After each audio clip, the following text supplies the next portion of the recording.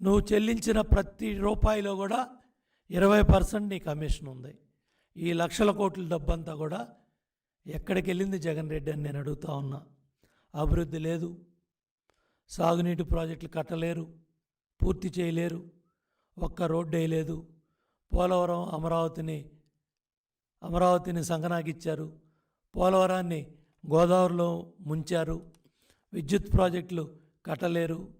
అవినాష్ రెడ్డి కంపెనీలు 1000 కోట్లు విద్యుత్ ప్రాజెక్టులు, ట్రాన్స్ఫార్మర్లు,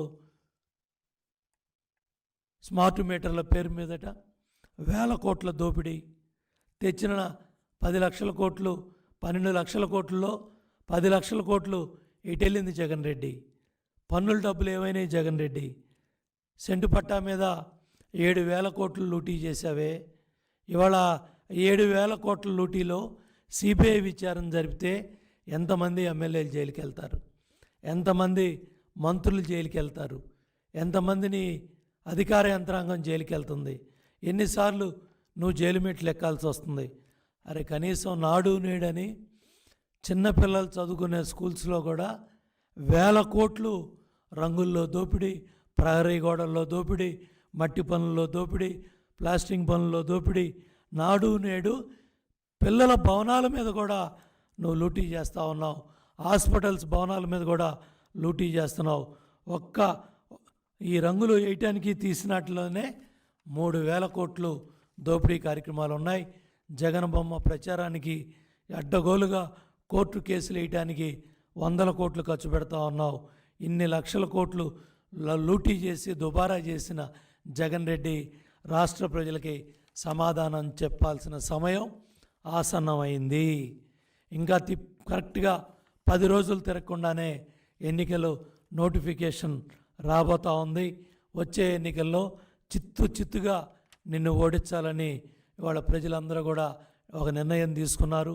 ప్రైవేట్ ఆస్తులను తాకట్టు పెట్టాలని, ప్రభుత్వ భూముల్ని తాకట్టు పెట్టాలని, అన్నిటికి కూడా జీవోలు తీసుకొస్తున్నావు, రూల్స్ మారుస్తున్నావు. అడ్డగోలుగా కొంతమంది అధికారులు వెన్నెముక లేకుండా అన్నీ కూడా చేస్తూ ఉన్నారు. ఈ ప్రైవేట్ భూముల్ని లాక్కోవటం కోసమే ల్యాండ్ టైటిలింగ్ యాక్ట్, అడ్వకేట్స్ అన్ని కోర్టు భవనాల ముందు నెలల తరబడి వాళ్ళు పోరాటం చేస్తూ ఉంటే, న్యాయవాదులే రోడ్డెక్కి పోరాటం చేస్తూ ఉంటే జగన్ రెడ్డి కనపట్ల, అధికారులు కనపట్ల, ప్రభుత్వానికి కనపట్ల. పౌరుల భూములు లాక్కోవటానికి కూడా ఒరిజినల్ రిజిస్ట్రేషన్ పత్రాలని నీ దగ్గర పెట్టుకొని జిరాక్స్ కాపీలు ప్రజలకు ఇచ్చి నీ బిడ్డ అని ఇవాళ ప్రజలను నమ్మిస్తూ, నేను మీ బిడ్డనే అని చెప్పి ఓట్లు అడిగానని చెప్పి రేపు అధికారంలోకి వచ్చిన తర్వాత ప్రైవేట్ ఆస్తులను కూడా లాక్కోవటానికే ఈ ల్యాండ్ టైటిలింగ్ యాక్ట్లో యాక్ట్ తీసుకొచ్చాడు. దాన్ని అడ్డం పెట్టే ఇవాళ పాస్ పుస్తకాల మీద 9 బొమ్మలు జగన్ బొమ్మలు ఉన్నాయి. రైతు బొమ్మ 3 బొమ్మలు వేశాడు. జగన్ రెడ్డి బొమ్మలో 9 బొమ్మలు వేశాడు. ఈ బొమ్మ మీద, ఈ పాస్బుక్ మీద నా బొమ్మే ఉంది.